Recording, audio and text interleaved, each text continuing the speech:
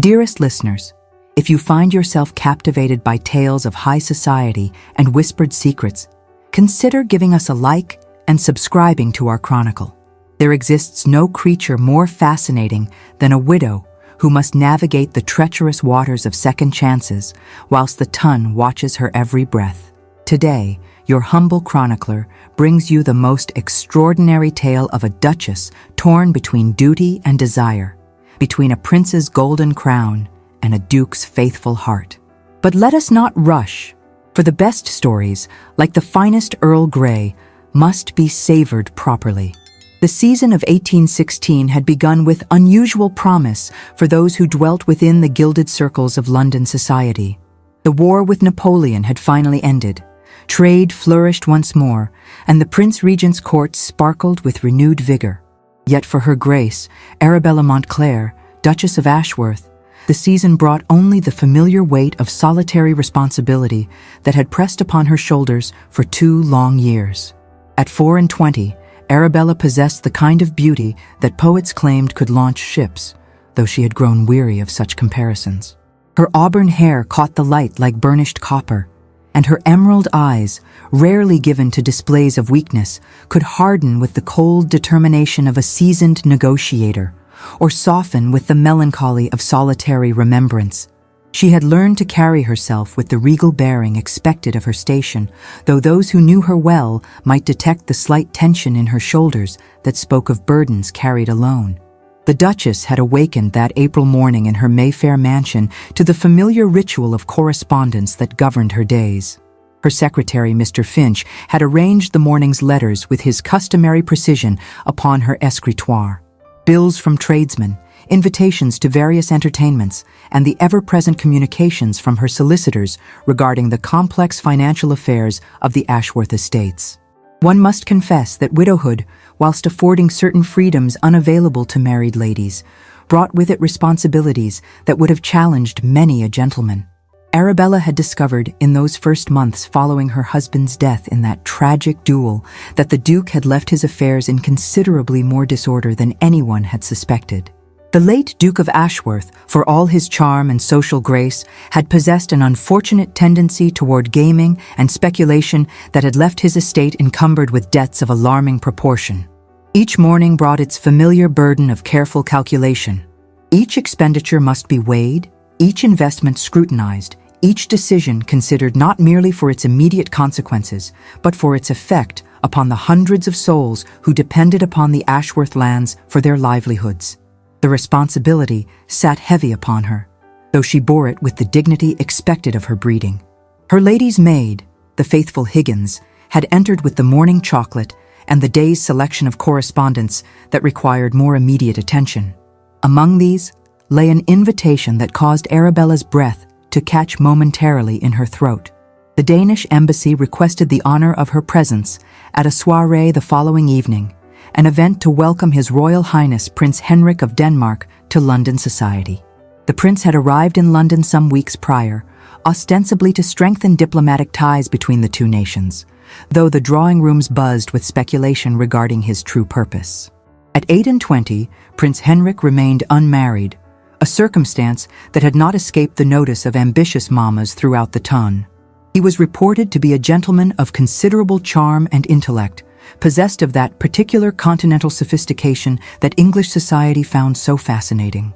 Arabella studied the invitation with the careful attention she had learned to pay to all matters that might affect her position. As the widow of one of England's premier dukes, her acceptance or decline of such invitations carried weight beyond mere social courtesy. The Danish prince's court would expect the attendance of ladies of the highest rank, and her absence might be noted and misconstrued. Yet she found herself hesitating, her fingers drumming softly against the polished surface of her desk. The invitation represented more than a simple evening's entertainment. She had observed, with the sharp awareness that widowhood had taught her, the way certain gentlemen had begun to regard her with increasing interest as her period of mourning had drawn to its close. A widow of her youth and position, particularly one who controlled substantial properties, represented an opportunity that many would find irresistible. The morning progressed with its usual round of duties. Arabella received her housekeeper, Mrs. Patterson, to discuss the management of the household, reviewed the weekly accounts with her steward and spent an hour in correspondence with the various agents who managed her husband's far-flung properties. Each task required decisions, each decision carried consequences, and each consequence reflected upon not merely her own welfare, but upon the welfare of all who depended upon the Ashworth name. It was during these morning hours that her butler, the impeccable Jameson, announced a visitor whose presence both pleased and troubled her in equal measure. Edmund Thornfield, Duke of Ravenswood, had called to pay his respects, as had become his custom since her period of formal mourning had ended. Edmund had been her late husband's closest friend since their days at Eton, and his loyalty to the Ashworth family had never wavered, even through the dark months following the duel that had claimed Robert's life. At 32, Edmund possessed the kind of quiet strength that inspired confidence without demanding attention. His dark hair had begun to show the first threads of silver at the temples, and his gray eyes held a steadiness that spoke of a character tested by adversity and found sound. The Duke of Ravenswood had never married, a circumstance that had puzzled society for years. He possessed everything that should have made him the most sought-after bachelor of his generation. A fortune that rivaled any in England, properties that stretched across 3 counties, and a reputation for honor that was beyond question. Yet he had remained steadfastly single, declining the most advantageous matches with a polite firmness that had eventually discouraged even the most persistent matchmaking mamas. Arabella received him in the morning room, where the spring sunlight streaming through the tall windows lent warmth to the pale blue silk that covered the walls. Edmund entered with the easy grace that marked all his movements, his presence bringing with it that peculiar sense of security she had come to associate with his visits. She had learned to treasure these calls, though she would not have admitted such a thing even to herself. In a world where every conversation carried the weight of social consequence, where every gesture was observed and interpreted, Edmund's visits offered a respite from the constant performance that her position demanded. With him, she could speak frankly of her concerns regarding the estate, could seek advice without fear of appearing weak, could simply be Arabella rather than the Duchess of Ashworth. Yet lately, she had begun to notice something in his manner that both thrilled and alarmed her. There was a warmth in his gray eyes when they rested upon her, a particular attention to her comfort and welfare that went beyond mere friendship. She found herself looking forward to his visits with an eagerness that seemed dangerous, found her thoughts returning to their conversations at odd moments throughout her days. Such feelings, she knew, could lead only to complications that her precarious position could ill afford. Edmund was Robert's friend first and always, and she was Robert's widow, bound by both memory and propriety to maintain the dignity of her late husband's name. The Tun watched her every move with the sharp eyes of those who lived for gossip, and any hint of impropriety could destroy not merely her own reputation, but the careful stability she had worked so hard to maintain for the Ashworth estates. The conversation that morning had touched upon the usual subjects: the progress of spring planting on both their estates, the latest news from Parliament, the success of various agricultural improvements they had discussed in previous meetings. Yet beneath these safe topics, Arabella sensed an undercurrent of tension that had not been present in their earlier friendship. Edmund had mentioned, with what she recognized as studied casualness, the invitation she must surely have received to the Danish embassy's soirée. His gray eyes had watched her face with an attention that made her pulse quicken despite her efforts to maintain her composure. She had confirmed her intention to attend, noting with what she told herself was mere curiosity, the way his jaw had tightened almost imperceptibly at her words. As Providence would have it, their conversation had been interrupted by the arrival of another caller, one whose presence immediately shifted the atmosphere of the room. Lady Margaret Thornton, Arabella's sister-in-law and one of society's most accomplished gossips, had swept into the morning room with the air of one bearing news of considerable import. Margaret had wasted little time in sharing the intelligence that had brought her calling at such an early hour. The Prince of Denmark, it seemed, had been making particular inquiries regarding the eligible ladies of London society, and Her Grace the Duchess of Ashworth had featured prominently in these discussions. The diplomatic community buzzed with speculation that His Royal Highness might be seeking more than mere diplomatic ties with England. The implications of such speculation were not lost upon any of the room's occupants. A match between the Danish prince and an English duchess would represent an alliance of considerable political and social significance. For Arabella personally, such a match would solve her financial difficulties at a stroke, whilst elevating her to a position of international prominence that few English ladies could hope to achieve. Edmund had taken his leave shortly after Margaret's arrival, though not before Arabella had caught a glimpse of something that might have been pain in his steady grey eyes. She told herself that she imagined such things, that her own confused feelings were causing her to read meanings into expressions that held none. Yet the memory of that look lingered with her throughout the remainder of the day, troubling her thoughts in ways she could not easily dismiss. The evening had brought no peace to her restless mind. As she sat in her private sitting room, reviewing correspondence by lamplight, Arabella found her thoughts returning repeatedly to the invitation that lay upon her desk. The Danish embassy's soirée represented more than a social engagement. It represented a crossroads at which she must choose the direction of her future. She understood, with the clarity that comes from years of navigating the complexities of high society, that her attendance at such an event would be interpreted as encouragement to the prince's rumored interest. To accept would be to step onto a path that might lead to a crown. To decline would be to close a door that might never open again. Yet she found herself curiously reluctant to embrace an opportunity that logic insisted was beyond her wildest dreams. Such was the way of hearts in those days, forever at war with the demands of duty and the requirements of position.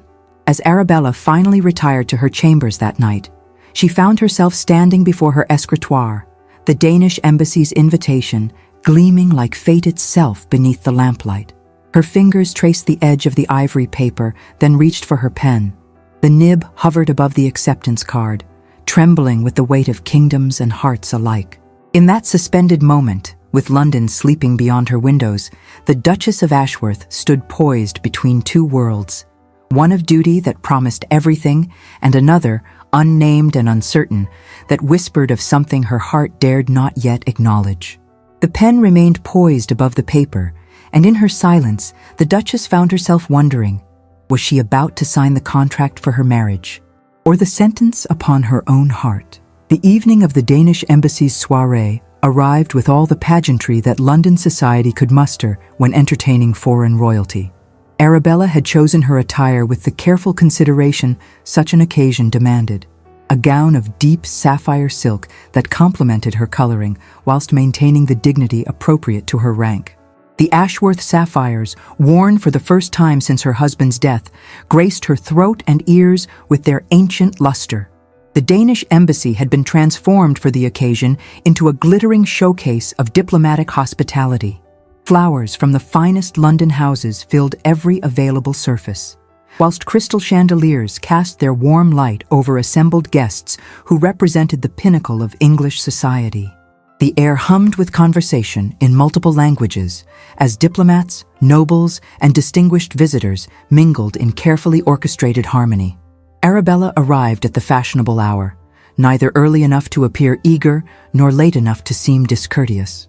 Her entrance caused the subtle stir that always accompanied the appearance of a duchess, though she had learned to ignore such attention with the practiced grace of one born to high station.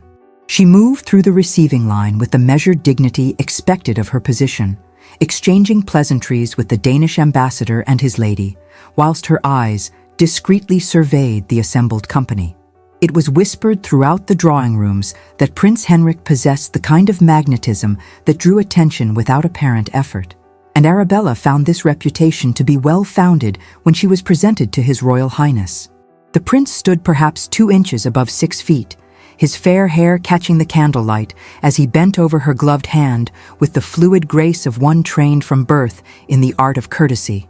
His blue eyes held an intelligence that spoke of education and experience far beyond his years, whilst his smile conveyed just the right degree of warmth without overstepping the bounds of propriety. The prince's manner toward her carried that particular attention which a gentleman might show to a lady who had caught his interest, though he was far too accomplished to allow such interest to appear obvious to the casual observer. Their initial conversation followed the prescribed patterns of diplomatic courtesy, her thoughts on the embassy's Venetian chandeliers, "Exquisite, Your Highness, though perhaps not quite so fine as those at Carlton House." Her impressions of the musical entertainment. "The soprano possesses remarkable range, do you not agree?" Her observations regarding London's unseasonably pleasant April weather. "Indeed, Your Highness, one might almost believe spring had arrived to honor your visit." Each exchange was perfectly polite, utterly proper, and hollow as crystal struck too lightly to ring true. Yet beneath these conventional exchanges, Arabella detected something more calculating in the prince's manner. She recognized the subtle questions designed to elicit information about her circumstances, her interests, her position within English society. It was expertly done, so smoothly woven into their conversation that a less experienced lady might not have noticed the interrogation at all. But Arabella had learned, through hard experience, to listen for the meanings beneath words, and she understood that she was being evaluated with the same careful attention a collector might give to a potential acquisition. The recognition of this assessment stirred conflicting emotions within her breast. On one hand, she found herself flattered by the attention of a man who could have chosen any lady in Europe for his bride. The prince was undeniably handsome, possessed of that worldly sophistication that comes from travel and education, and his conversation revealed both wit and intelligence that made him a stimulating companion. Yet there was something in his manner that left her feeling oddly unsettled, as though she were being measured against some invisible standard rather than being appreciated for herself. She found herself comparing his polished charm to the quiet sincerity she had grown accustomed to in her conversations with Edmund, and the comparison left her feeling strangely hollow. The evening progressed with the elaborate dance of social intercourse that governed such gatherings. Arabella found herself claimed for the opening quadrille by the prince himself, an honor that sent ripples of speculation through the assembled company, including the sharp-eyed Lord Hartwell, whose reputation for collecting and redistributing society's secrets had earned him both fear and reluctant tolerance among the ton. They moved through the figures with the practiced grace expected of their stations, though Arabella could not ignore the weight of observation that followed their every step.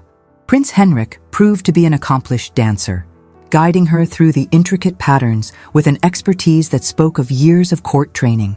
His conversation during the brief moments when the dance allowed for speech was both entertaining and flattering, touching upon subjects calculated to display his education whilst drawing out her own opinions with skillful questioning. Yet something in his manner suggested depth she had not suspected. His eyes would occasionally drift past her shoulder, and she caught glimpses of a melancholy that seemed to speak of someone far distant, perhaps in another court and with another lady, whose name remained as unknown to Arabella as the source of his occasional, wistful distraction. Yet as they moved through the elaborate choreography, Arabella found her attention wandering to the edges of the ballroom, where she had glimpsed a familiar figure among the diplomatic guests. Edmund stood in conversation with several gentlemen she recognized as members of Parliament, his dark evening dress lending him an austere dignity that contrasted sharply with the more elaborate court dress favored by many of the foreign visitors. She observed, with the heightened awareness that comes from strong emotion, the way his gray eyes occasionally sought her among the dancers, the slight tension in his jaw when his gaze fell upon her partner, the careful control he maintained over his expression even as she watched him watch her. The knowledge that he was present, that he was witnessing her dance with the prince, sent an unexpected flutter through her chest that had nothing to do with the exertion of the quadrille. When the dance concluded, Prince Henrik escorted her to the edge of the floor with the ceremony due her rank, his manner suggesting that their partnership had been as pleasurable for him as he hoped it had been for her. He spoke of his intention to call upon her during the coming week, should such attention be welcome, and Arabella found herself accepting his request with words that committed her to nothing whilst encouraging his continued interest. It was as the prince led her toward the refreshment table that fate arranged the encounter which would alter the entire complexion of the evening. Edmund approached with the measured pace of one who had been waiting for the appropriate moment to present himself, his bow to the prince, carrying just the right degree of respect without subservience. The introduction was managed with all the diplomatic skill that such a meeting required, though Arabella noted the subtle way both men assessed each other during the exchange of courtesies. Prince Henrik's manner remained perfectly cordial, Yet she detected a sharpening of attention when Edmund was identified as the Duke of Ravenswood, one of England's premier nobles and a close friend of the late Duke of Ashworth. Edmund's behavior maintained his characteristic steady composure, though Arabella observed the slight tightening around his eyes that she had learned to recognize as a sign of inner tension. When the prince excused himself to attend to other guests, pleading the demands of diplomatic courtesy, she found herself alone with Edmund for the first time that evening. The conversation that followed would remain etched in her memory with crystalline clarity for years to come. Edmund spoke with unusual directness about the prince's obvious interest in her, his words chosen with the care of one who understood the delicacy of the subject whilst feeling compelled to address it nonetheless. He made no attempt to conceal his concern for her welfare, though he was too much the gentleman to openly question the prince's intentions. As fortune would have it, their private conversation was brief, interrupted by the approach of other guests who sought the honor of speaking with the Duchess. Yet, in those few moments, Arabella had caught a glimpse of something in Edmund's manner that made her pulse quicken, despite her efforts to maintain her composure. There had been something in his voice when he spoke of her welfare, something in the way his eyes lingered on her face, that suggested emotions held carefully in check. The remainder of the evening passed in a blur of social obligations and careful conversation. Arabella moved through the required interactions with the practiced ease of one trained from birth for such events. Yet her thoughts remained divided between the prince's obvious attentions and the memory of that brief, intense conversation with Edmund. Prince Henrik claimed her for a second dance, a waltz that allowed for more intimate conversation whilst maintaining perfect propriety under the watchful eyes of the assembled company. He spoke of his impressions of London society, his appreciation for English culture, and his hopes that his visit might strengthen the bonds between their two nations. Yet beneath these diplomatic pleasantries, Arabella sensed a more personal agenda, a careful laying of groundwork for conversations that might follow in more private settings. The prince's manner throughout the waltz was perfectly calculated to please without overwhelming. He maintained just the right distance to observe propriety whilst allowing for the subtle intimacy that the dance afforded. His conversation revealed education, wit, and that particular worldly sophistication that marked him as a man of international experience. Yet despite these attractions, Arabella found herself oddly unmoved by his charm. When she caught glimpses of Edmund during the evening's remaining entertainments, she noted the careful attention he paid to avoiding any appearance of watching her too closely, though she sensed his awareness of her whereabouts throughout the gathering. The knowledge of his presence added a strange tension to her interactions with other guests, as though she were performing for an audience of one rather than the assembled company. The evening concluded with the elaborate ceremonies of leave-taking that such occasions demanded. Prince Henrik requested the honor of calling upon her later in the week, a request that Arabella accepted with the gracious acknowledgement expected of her position. Yet as her carriage carried her through the lamplit streets toward her Mayfair residence, where the occasional gas flame flickered amidst the more common glow of oil lamps, she found her thoughts turning not to the prince's accomplished attentions, but to the brief, charged moments she had shared with Edmund. Such was the perversity of the human heart that the evening which should have filled her with anticipation for a future beyond her wildest dreams instead left her feeling strangely hollow, as though something essential had been missing from what should have been a triumph of social success. The week following the Danish embassy soiree brought with it a flurry of social activity that seemed designed to test Arabella's ability to maintain her equilibrium in the face of rapidly shifting circumstances. Prince Henrik proved true to his word, calling upon her with the punctuality that marked all his actions, whilst the ton buzzed with speculation regarding the significance of his marked attention to the widowed Duchess. One must confess that the prince's courtship, for such it clearly was despite the diplomatic discretion with which it was conducted, proceeded with all the calculated precision of a military campaign.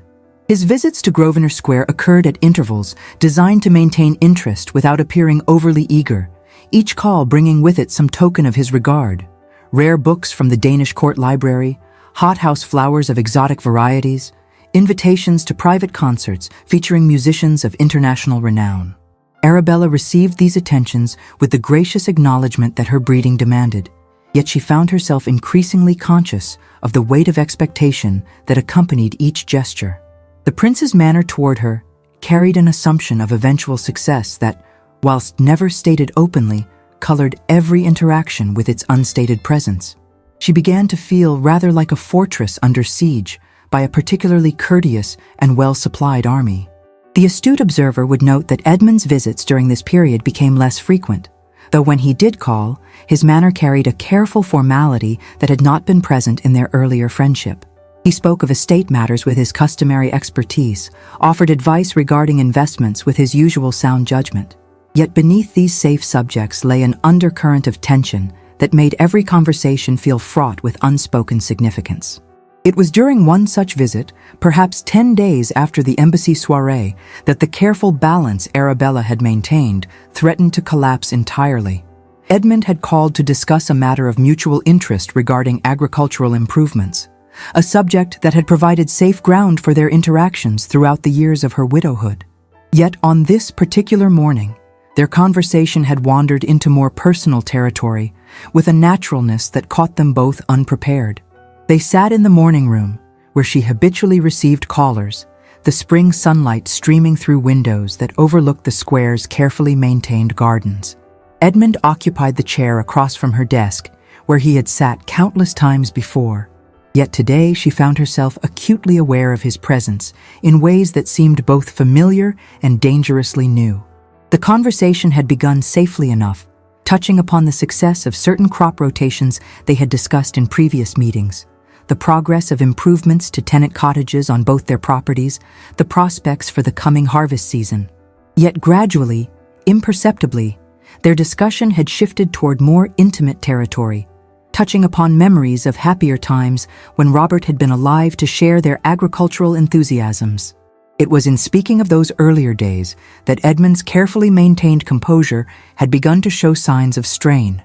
He spoke of Robert with the affection that had marked their friendship, yet she detected something new in his voice when he mentioned the late Duke's good fortune in having secured such a bride. The words themselves were conventional enough, yet the tone in which they were delivered suggested depths of feeling that made Arabella's pulse quicken in ways she knew were dangerous. She found herself responding with memories of her own, recollections of the early months of her marriage when she had still harbored hopes that affection might grow between herself and her husband.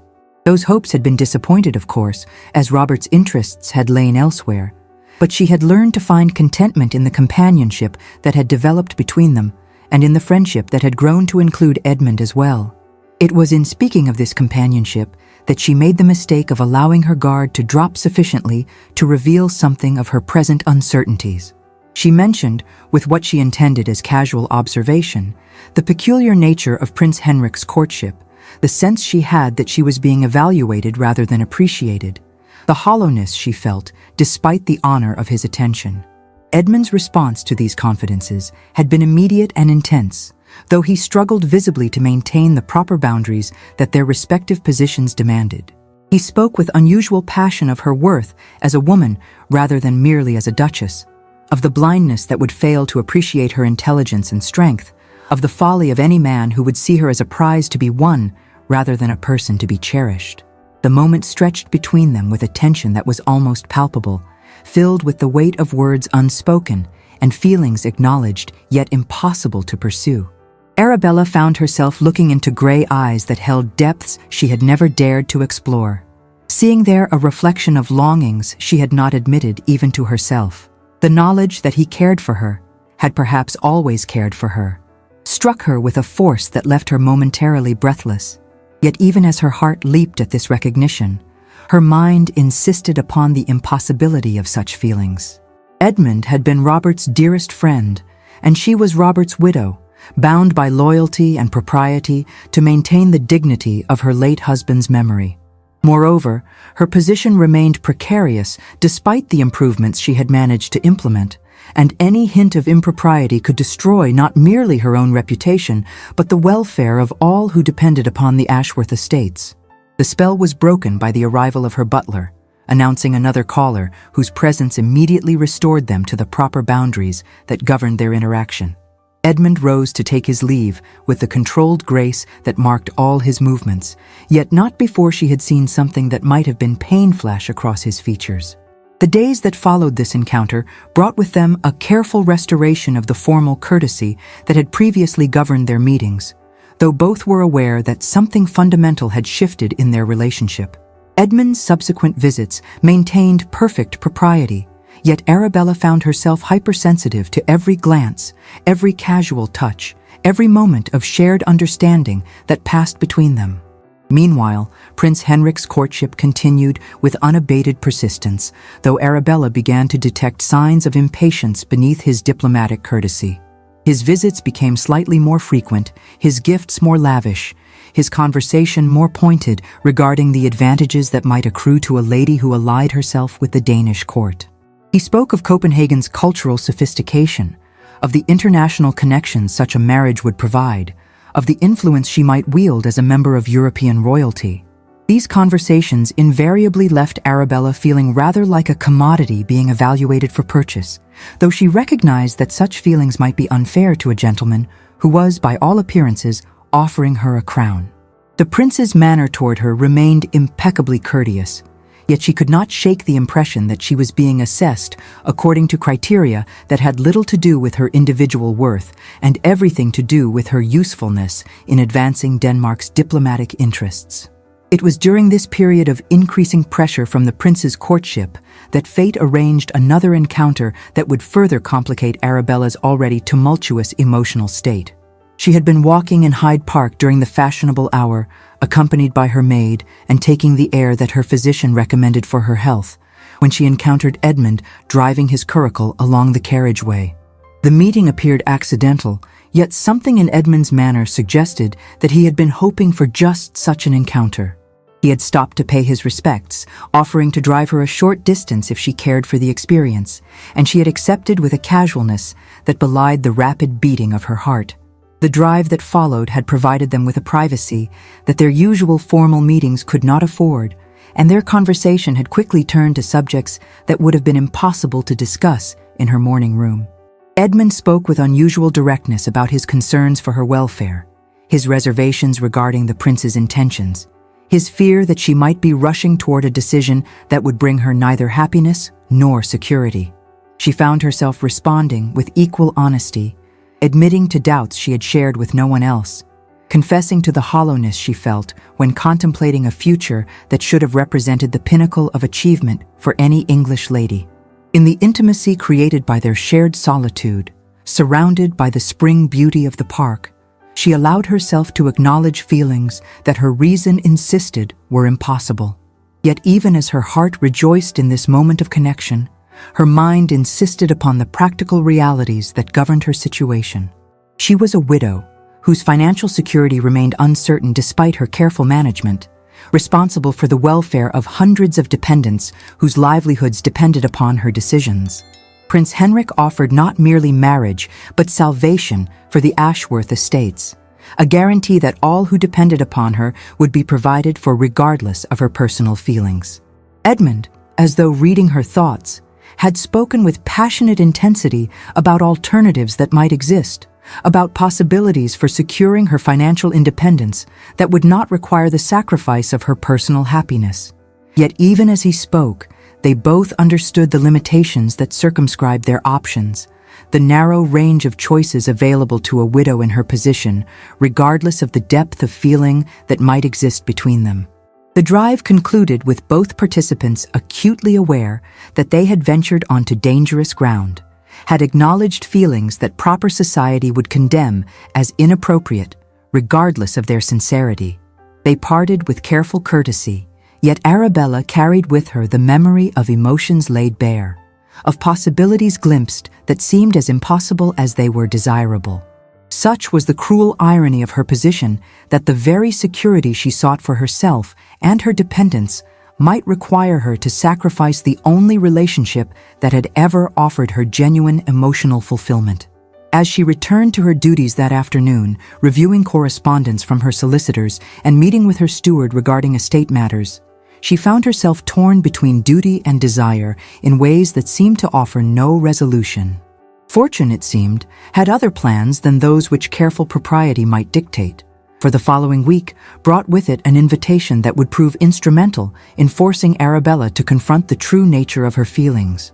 Lady Pemberton, one of society's most accomplished hostesses, had arranged a house party at her Hertfordshire estate, a gathering designed to showcase the season's most eligible matches whilst providing opportunities for more intimate acquaintance than London's formal entertainments typically allowed. The guest list, as Arabella discovered upon receiving her invitation, had been composed with the mathematical precision that marked Lady Pemberton's approach to social engineering. Prince Henrik would naturally be present, as would several of the season's most promising debutantes and their carefully selected escorts. Edmund's name appeared among the invited guests, a circumstance that caused Arabella's pulse to quicken despite her efforts to maintain proper indifference. She accepted the invitation with the gracious acknowledgement that social obligation demanded. Though privately, she dreaded the prospect of several days spent navigating the delicate balance between Prince Henrik's increasingly pointed attentions and her own growing awareness of Edmund's presence. The house party format would provide fewer opportunities for escape than London society typically offered, requiring her to maintain perfect composure under circumstances that promised to test her emotional equilibrium severely. The journey to Pemberton Hall required the better part of a day's travel, allowing Arabella time to prepare herself mentally for the ordeal ahead. She traveled in company with several other guests, including Lady Margaret, whose conversation provided a steady stream of gossip regarding the romantic possibilities that such gatherings traditionally afforded. Margaret spoke with particular enthusiasm about the likelihood that the prince might use the intimate setting to advance his suit, a prospect that filled Arabella with equal measures of anticipation and dread. Pemberton Hall proved to be everything that its reputation suggested. A magnificent Jacobean mansion set within grounds that showcased English landscape gardening at its finest.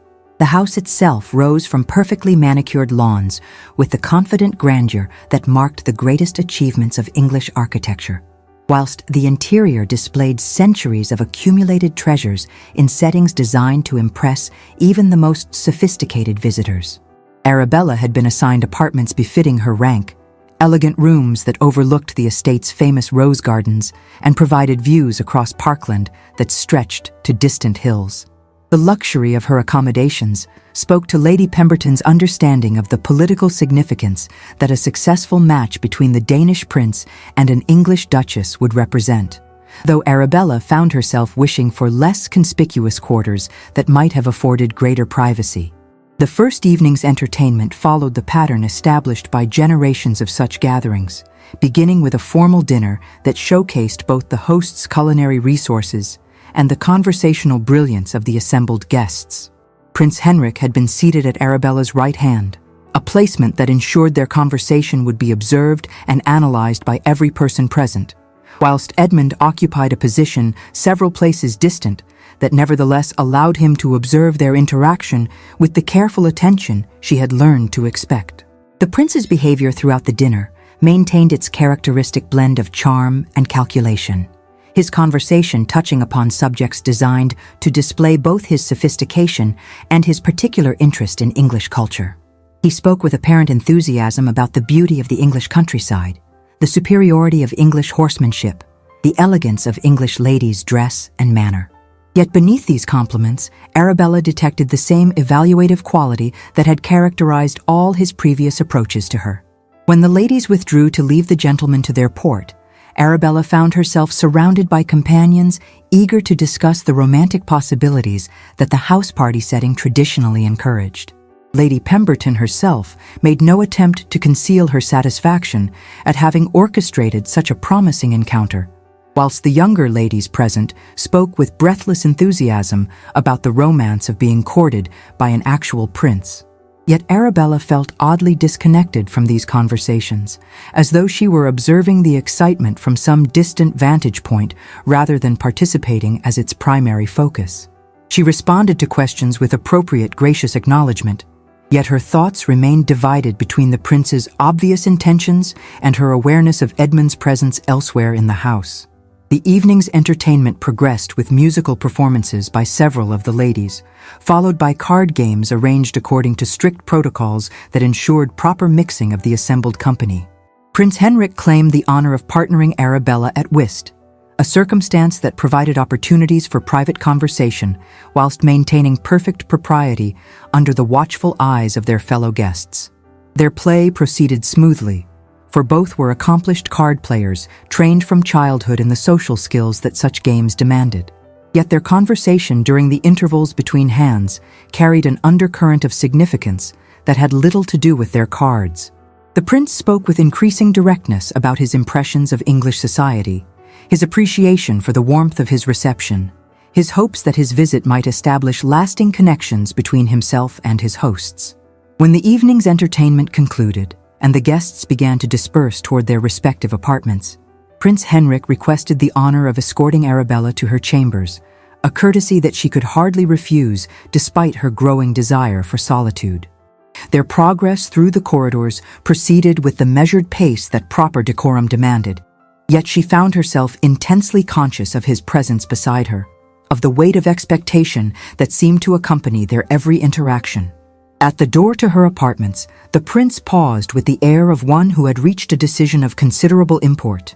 He spoke with unusual earnestness about the pleasure her company had afforded him, the hope that she might look favorably upon his continued attentions, the possibility that their acquaintance might develop into something of more lasting significance.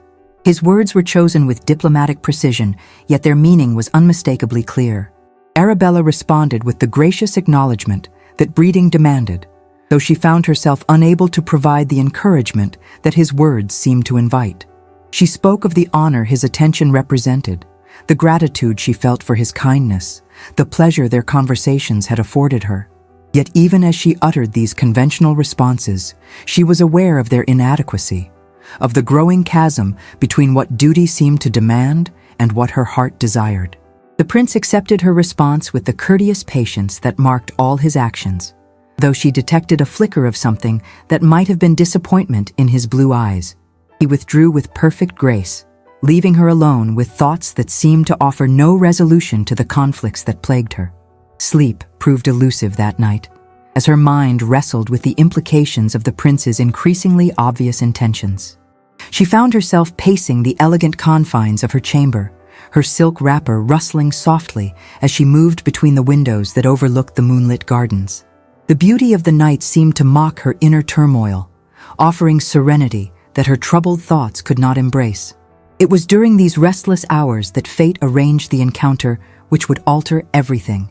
Unable to bear the confines of her chamber any longer, Arabella had wrapped herself in a cloak and ventured onto the small balcony that adjoined her apartments, seeking solace in the cool night air and the distant murmur of the fountain that graced Lady Pemberton's rose garden. She had not expected to discover that she was not alone in her inability to find rest. A figure moved among the garden paths below, and even in the uncertain moonlight, she recognized the familiar silhouette of Edmund, apparently as sleepless as herself. For a moment, she considered withdrawing, retreating to the safety of her chamber before her presence could be discovered. Yet something in his solitary figure struck her with unexpected poignancy. Perhaps it was the memory of their recent conversation in Hyde Park, or perhaps the growing weight of decisions that seemed to offer no satisfactory resolution. But she found herself calling softly to him from her balcony. The sound of her voice in the still night air caused him to look up, and even at that distance, she could see the surprise that crossed his features before being replaced by something that might have been joy. The proprieties that governed their usual interactions seemed somehow suspended in the magical atmosphere of the moonlit garden. When Edmund suggested that she might join him for a walk along the garden paths, using the external staircase that provided access to the terrace below, she found herself accepting with a spontaneity that daylight would never have permitted. In the night garden, moonlight silvered rose petals until they gleamed like scattered silk veils, whilst shadows pooled beneath ancient oaks in whispered invitation. The air itself seemed weighted with jasmine and secrets, each breath carrying promises that daylight would never dare to make.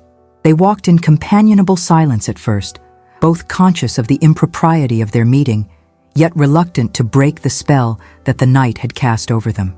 When conversation began, it emerged naturally from the shared beauty of their surroundings, touching upon the artistry of the garden's design, the perfection of the evening's weather, the particular magic that moonlight lent to even familiar landscapes. Yet gradually, inevitably, their talk turned to more personal matters, to the pressures that had driven both of them to seek solace in solitary wandering.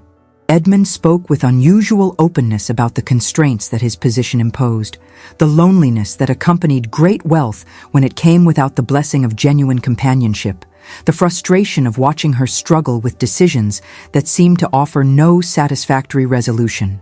Arabella found herself responding with equal honesty, admitting to fears she had shared with no one else, confessing to the growing sense that she was trapped between duties that demanded sacrifice of her personal happiness. She spoke of the prince's courtship with a frankness that would have been impossible in more formal circumstances, acknowledging both the honor it represented and the hollowness it inspired within her heart. It was then, in a moment of absolute honesty that seemed permitted only by the magical privacy of the moonlit garden, that Edmund spoke the words that would change everything between them. He confessed, with a passion that years of careful control had barely contained, that he had loved her from almost the first moment of their acquaintance, that his friendship with Robert had been both blessing and curse in preventing him from ever speaking of feelings that had only grown stronger through years of enforced silence. The revelation struck Arabella with a force that left her momentarily speechless, though her heart leaped with a joy that she could no longer deny. She had sensed something of his feelings in recent weeks, had caught glimpses of emotions held carefully in check, yet hearing the words spoken aloud transformed speculation into certainty that both thrilled and terrified her.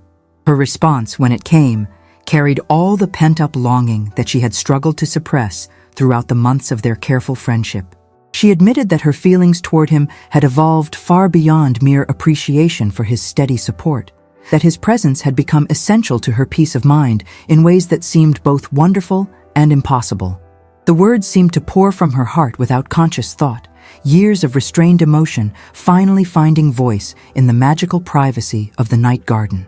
The moment that followed might have belonged to a fairy tale rather than the carefully ordered world of Regency society. They stood facing each other on the moonlit path, the fountain's gentle music providing accompaniment to confessions that changed everything between them. When Edmund stepped closer, raising his hand to touch her face with infinite gentleness, Arabella felt as though her heart might burst with the joy of finally acknowledging feelings that had grown in secret for so long. Yet even as she savored the sweetness of that moment, reality intruded with reminders of the obstacles that stood between them and any hope of happiness. She was still Robert's widow, still bound by the proprieties that govern such relationships, still responsible for the welfare of the Ashworth estates and all who depended upon them. Edmund was still Robert's dearest friend, still constrained by loyalty and honor from actions that might be seen as betraying that friendship, still limited by the same social conventions that constrained her own choices. The kiss they shared beneath the moonlight was both culmination and beginning, a moment of perfect connection that acknowledged feelings too long denied whilst simultaneously recognizing the impossibility of their situation. It lasted only seconds, yet it contained within it all the yearning and desperation of hearts that had found their match at last, only to discover that circumstances might forever prevent their union. When they finally drew apart, both were trembling with the force of emotions too long suppressed. They stood in silence for long moments, each acutely aware that they had crossed a boundary from which there could be no retreat, that their relationship had been fundamentally altered by acknowledgments that could never be taken back. The practical difficulties of their situation seemed to loom larger in the aftermath of such perfect emotional connection. Arabella spoke with painful honesty about the financial pressures that constrained her choices, the responsibilities that weighed upon her decisions, the stark reality that Prince Henrik's suit offered security not merely for herself, but for all who depended upon the Ashworth name. Edmund's response revealed the depth of his understanding of her predicament, even as it demonstrated his own willingness to sacrifice everything for her happiness. He spoke of investments that might be arranged to secure her independence, of support he could provide without seeking anything in return, of alternatives that might exist if she could find the courage to reject what society would consider an advantageous match. Yet even as they explored these possibilities, both understood the constraints that limited their options. Any open relationship between them would be seen as scandalous, given her recent widowhood and his friendship with her late husband. The prince's suit represented more than personal opportunity. It carried implications for England's diplomatic relationship with Denmark that made rejection a matter of political as well as personal consequence. As dawn began to lighten the eastern sky, they reluctantly acknowledged the need to return to their respective chambers before their absence could be discovered and misconstrued. They parted with promises to find ways to continue their conversations, to explore possibilities that might exist despite the obstacles that seemed to surround them. Yet both were aware that the night had created as many problems as it had resolved.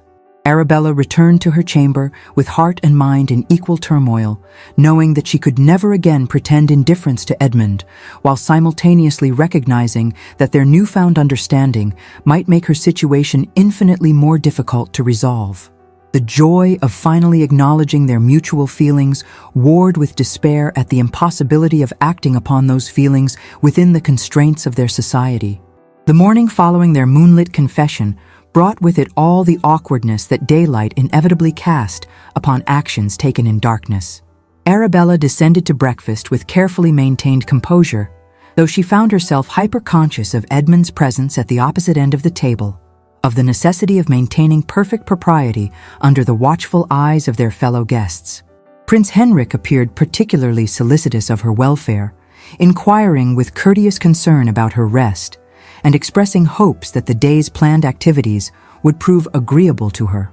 His attentiveness carried an undertone of something more serious than mere courtesy, and Arabella sensed that their conversation of the previous evening had moved their relationship to a new level of understanding that would soon require more definitive responses from her.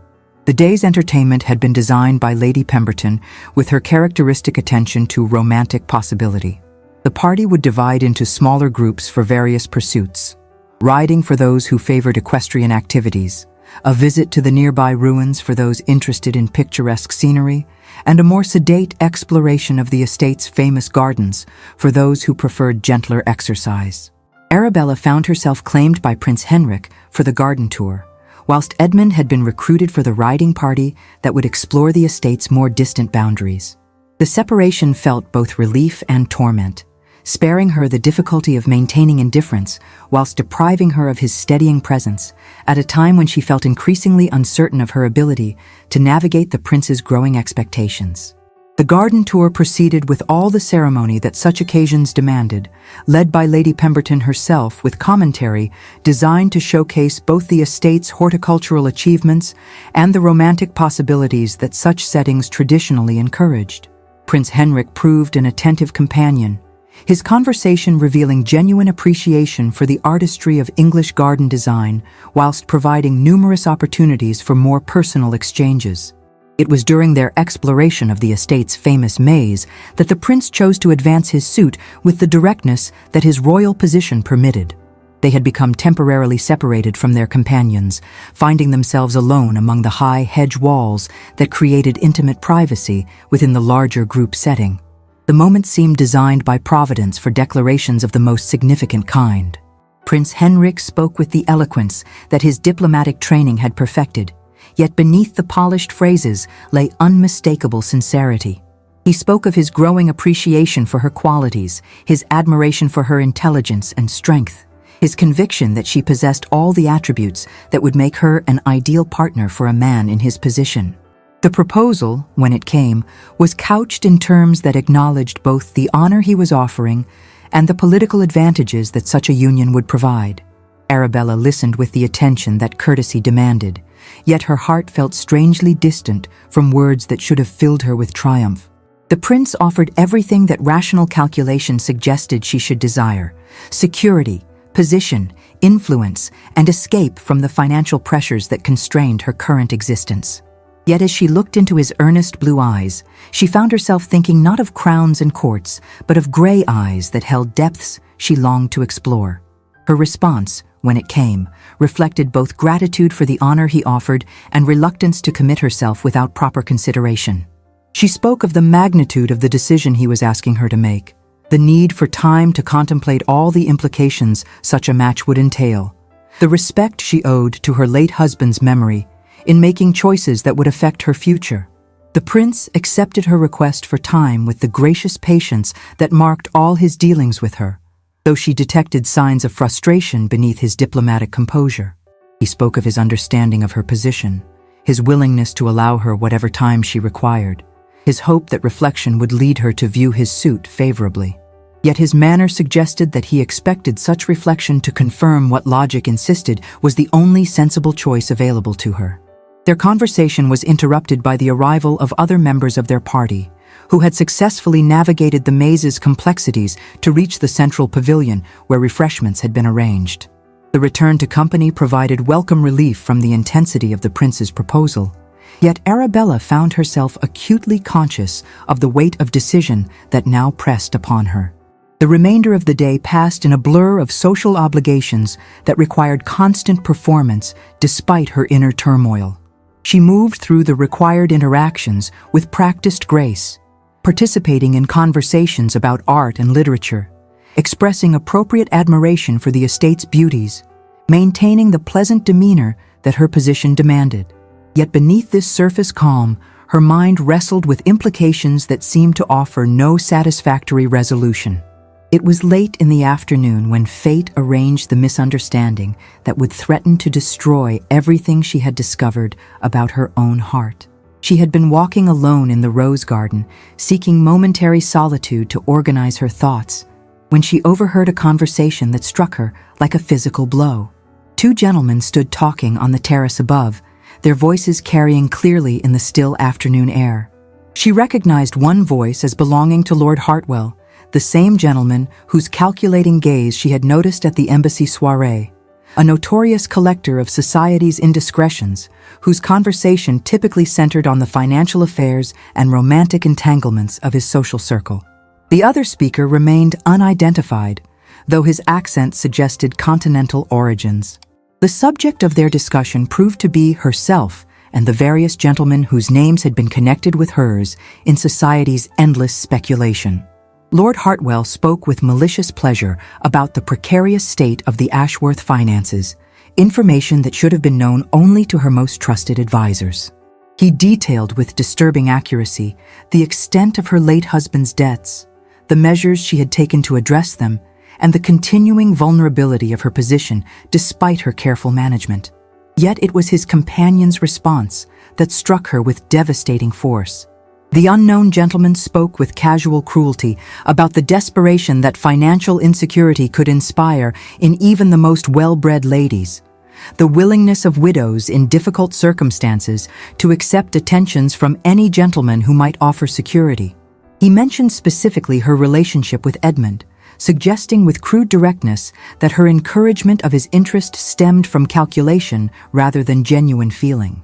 The words hit Arabella with the force of a physical assault, not because she believed their truth, but because they articulated fears she had tried to suppress about her own motivations. Could her growing feelings for Edmund be influenced by gratitude for his support during her difficulties?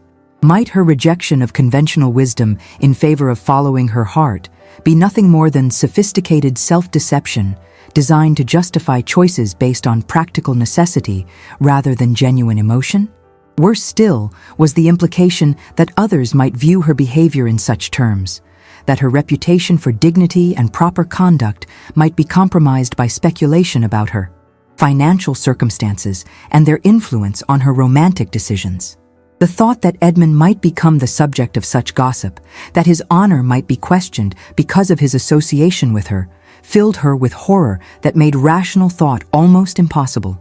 She fled the garden in a state of distress that she struggled to conceal from the other guests, retiring to her chamber with the excuse of a sudden headache that was not entirely fabricated.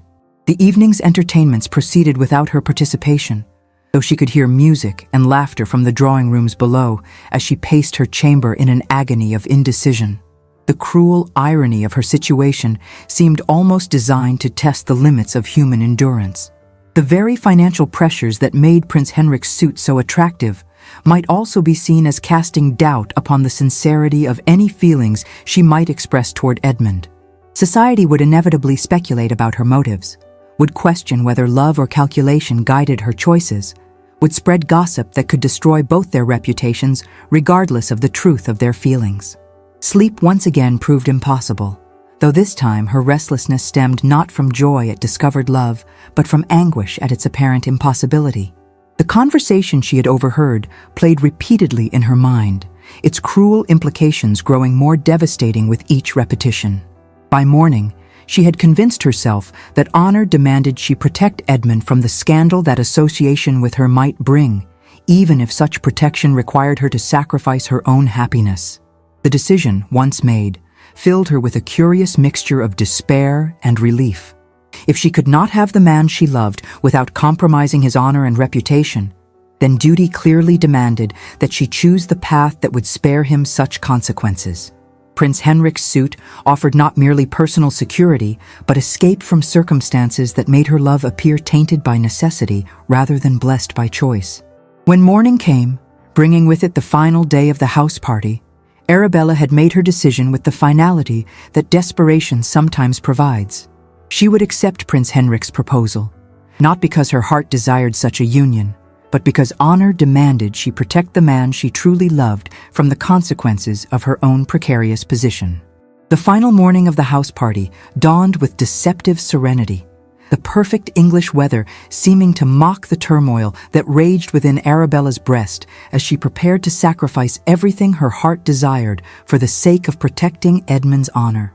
She had requested a private audience with Prince Henrik, sending word through the proper channels that she was prepared to give him the answer to his proposal. The prince received her message with obvious satisfaction, arranging to meet her in Lady Pemberton's private study, a setting that would afford them the privacy such a momentous conversation required whilst maintaining perfect propriety. As Arabella prepared for what she believed would be the most difficult conversation of her life, she struggled to compose herself for the performance that duty seemed to demand. Yet fate, it seemed, had prepared revelations that would alter everything she believed about her situation. As she made her way toward the appointed meeting, she encountered Edmund in the corridor, his expression grave with a determination that matched her own. Before she could speak, he requested a word with her on a matter of urgent importance, his manner suggesting that delay might prove catastrophic. They stepped into an empty morning room where Edmund's first words shattered the foundation of the decision she had spent the night constructing. He had learned, through means he did not specify, but which his expression suggested were entirely honorable, of the conversation she had overheard in the garden. More importantly, he had discovered the identity of Lord Hartwell's companion and the true source of the malicious gossip that had caused her such anguish. The continental gentleman proved to be an agent of the French court, whose interest in her affairs stemmed not from idle curiosity, but from a deliberate campaign to discredit her reputation and prevent her marriage to Prince Henrik. The French government, it appeared, viewed the potential alliance between Denmark and England with considerable alarm, seeing in such a union the possibility of diplomatic arrangements that might threaten French interests. Edmund's investigation had revealed the systematic nature of the attack upon her reputation, the careful dissemination of information designed to make her appear desperate and calculating rather than worthy of serious consideration by a foreign prince. The financial details that Lord Hartwell had discussed with such apparent authority had been deliberately leaked by agents whose purpose was to destroy her credibility as a potential bride for Prince Henrik. The revelation struck Arabella with a force that left her momentarily speechless. The conversation that had caused her such anguish, the fears that had driven her to sacrifice her own happiness for Edmund's protection, the decision that had seemed so inevitable just moments before, all of it had been based upon deliberate manipulation designed to achieve exactly the result she had been prepared to provide. Yet even as relief flooded through her at learning that the gossip held no truth, a new and more terrible realization began to take shape. If foreign agents were willing to go to such lengths to prevent her marriage to Prince Henrik, then the political implications of such a union were far more significant than she had understood. Her personal decision carried consequences that extended far beyond her own happiness or even Edmund's reputation. Edmund, reading her thoughts with the understanding that came from years of friendship, spoke with passionate intensity about the futility of sacrificing personal happiness to serve the machinations of foreign governments whose interests bore no relationship to her own welfare.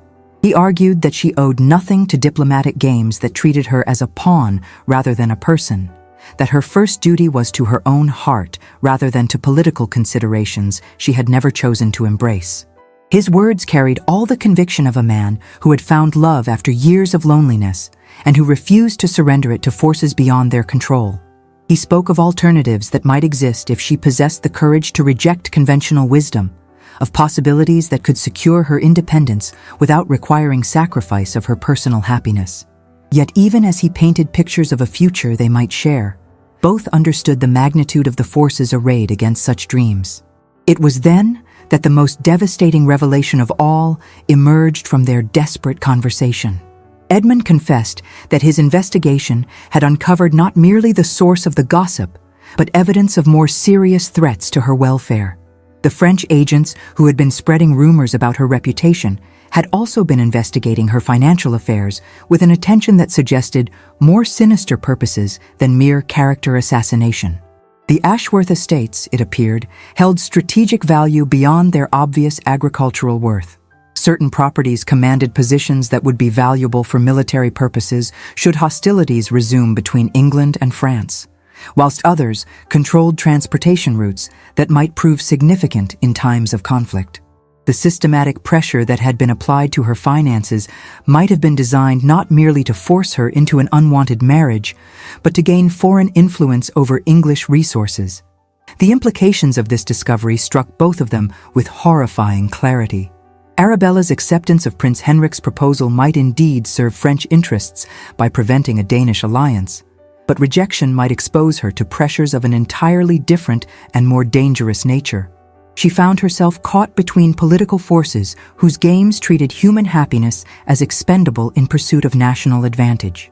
Yet it was in confronting this seemingly impossible situation that Arabella discovered reserves of strength she had not known she possessed.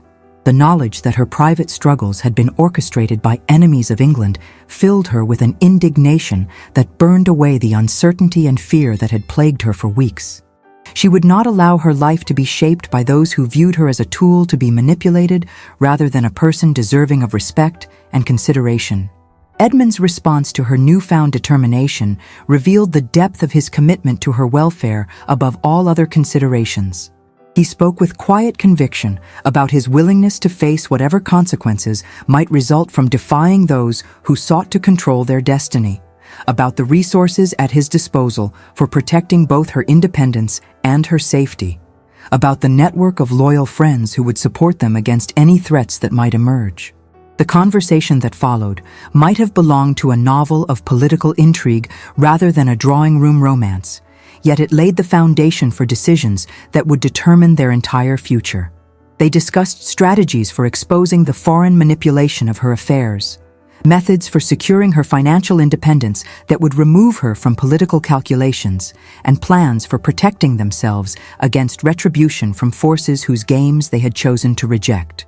By the time their conference concluded, both had committed themselves to a course of action that would require tremendous courage, but offered the possibility of genuine happiness earned through struggle rather than bestowed by political convenience.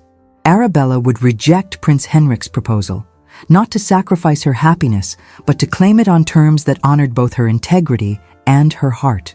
The meeting with Prince Henrik that followed proved to be unlike anything Arabella had anticipated. She entered Lady Pemberton's study, prepared for disappointment and possibly anger from a man whose suit she was about to decline. Yet she found instead a gentleman whose own investigations had revealed truths that changed everything about their relationship. Prince Henrik received her with the courtesy that had marked all their interactions, yet his manner carried a gravity that suggested he too had discoveries to share. Before she could speak, he presented her with information that demonstrated his own awareness of the political machinations that had surrounded their courtship, his understanding of the foreign interference that had sought to manipulate both their decisions. The prince's revelation proved even more startling than Edmund's discoveries. His suit, whilst genuine in its appreciation of her personal qualities, had indeed been motivated in part by diplomatic considerations that his government viewed as essential to Denmark's security. Yet his investigation into the obstacles that had appeared to threaten their potential union had revealed the extent of foreign manipulation that offended his sense of honor as much as it had threatened her reputation. Most surprising of all was his acknowledgement that he had observed her attachment to Edmund with the understanding that comes from experience of genuine feeling. Prince Henrik confessed that his own heart remained engaged elsewhere, with a lady of his own court whose position made their union impossible under current political circumstances, yet whose hold upon his affections made marriage to another a matter of duty rather than inclination. The conversation that followed transformed what should have been a painful rejection into something approaching a diplomatic negotiation between allies rather than disappointed lovers. Both acknowledged the political pressures that had shaped their courtship. Both recognized the manipulation that had sought to force decisions serving interests other than their own. And both committed themselves to finding solutions that would serve their respective needs without sacrificing their personal integrity. Prince Henrik's proposal proved as surprising as everything else about their final interview. Rather than seeking to marry her for political advantage, he proposed a different kind of alliance that would serve both their purposes whilst allowing them freedom to pursue happiness on their own terms. The details of such an arrangement would require careful negotiation with both governments. Yet the possibility offered hope that political necessity need not triumph over personal choice. The days that followed Arabella's return to London brought with them a flurry of activity that would have challenged the most experienced diplomat, as the careful plans laid at Pemberton Hall began to take shape with all the precision that Edmund's methodical mind could devise. The network of loyal friends and allies that he had mentioned proved both more extensive and more influential than Arabella had dared hope. Yet their initial efforts met with frustrating resistance from officials who viewed their claims with skepticism bordering on dismissal. The first weeks of their campaign seemed destined for failure as doors closed in faces and letters went unanswered. The conspiracy they sought to expose had been carefully constructed to appear as nothing more than society gossip and coincidental misfortune, whilst those involved possessed both the resources and connections to deflect serious investigation. More than once, Arabella found herself wondering if they had undertaken an impossible task, if the forces arrayed against them were simply too powerful to challenge.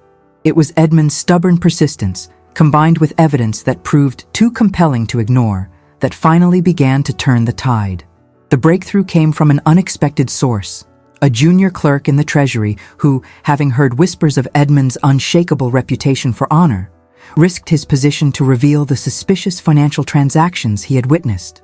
This single act of courage, inspired by trust in Edmund's character, opened channels of investigation that had previously remained closed to them. The first phase of their campaign involved the careful exposure of the foreign manipulation that had targeted Arabella's reputation and finances.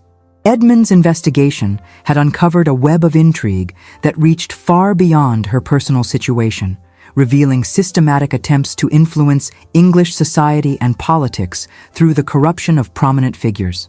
The evidence, when presented to the proper authorities, created a sensation that dominated London's drawing rooms for weeks. Lord Hartwell, whose loose tongue had unwittingly revealed the conspiracy against her, found himself the subject of official investigation that quickly revealed the true extent of his involvement with foreign agents.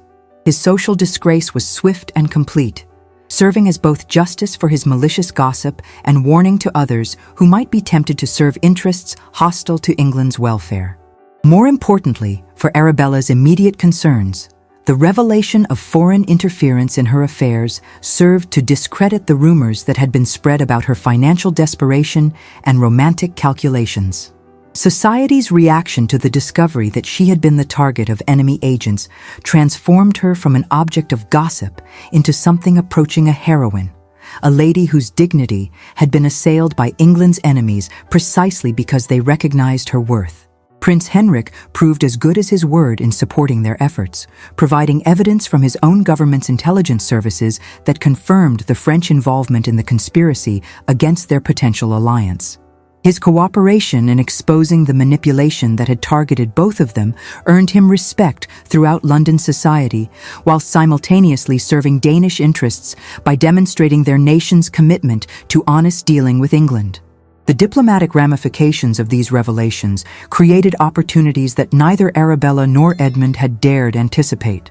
The British government, embarrassed by the extent of foreign infiltration into London society, proved remarkably receptive to arrangements that would demonstrate their commitment to protecting English citizens from such interference whilst maintaining valuable diplomatic relationships. The solution that emerged from these complex negotiations satisfied everyone's essential interests whilst allowing genuine feeling to triumph over political calculation. Prince Henrik received authorization to pursue the diplomatic alliance his government desired through means that did not require personal sacrifice, whilst Arabella gained protection from foreign threats without surrendering her freedom to choose her own future. The financial independence that had seemed so elusive proved surprisingly achievable once the artificial pressures created by enemy manipulation were removed. Edmund's resources, combined with the compensation that the government provided for the harassment she had endured, secured the Ashworth estates against any future threats, whilst ensuring that her dependents would continue to prosper under her stewardship. Yet it was the personal resolution of their situation that brought the greatest joy to all involved. Society, having learned of the trials she had endured and the dignity with which she had faced them, received news of her engagement to Edmund with approbation rather than scandal. Their marriage was seen not as an improper haste on the part of a desperate widow, but as the natural outcome of a friendship tested by adversity and found strong enough to withstand any trial. The wedding itself, celebrated in the parish church that had served the Ashworth family for generations, brought together all the various threads of their story in a ceremony that satisfied both personal sentiment and social expectation. Prince Henrik attended as an honored guest, his presence serving to demonstrate the diplomatic success that had emerged from their personal happiness, whilst the assembled company included representatives of all the various interests that had found satisfaction in the resolution of their affairs. Edmund's vows were spoken with the quiet intensity that marked all his important communications, his promises carrying the weight of years of friendship, transformed into something far deeper and more enduring. Arabella's responses reflected the journey she had traveled from duty-bound widow to a woman who had claimed the right to choose her own happiness, her words carrying both gratitude for the past and joy in the future they would build together. The celebration that followed their wedding ceremony reflected the broader happiness that their union had created. The various political concerns that had once threatened to separate them had been resolved in ways that served everyone's interests, whilst their personal happiness had been achieved through means that enhanced, rather than compromised, their honor and reputation. As they stood together in the drawing room of what had once been her solitary refuge, now transformed by their union into the foundation for a shared future, Arabella reflected on the curious paths that had led to such perfect resolution. The threats that had once seemed so overwhelming had been defeated through courage and determination, whilst the love that had seemed impossible had proven strong enough to overcome every obstacle placed in its path. Edmund's arms around her carried the promise of years ahead that would be marked by partnership rather than solitude, by shared joys and mutual support rather than the lonely burden of individual responsibility.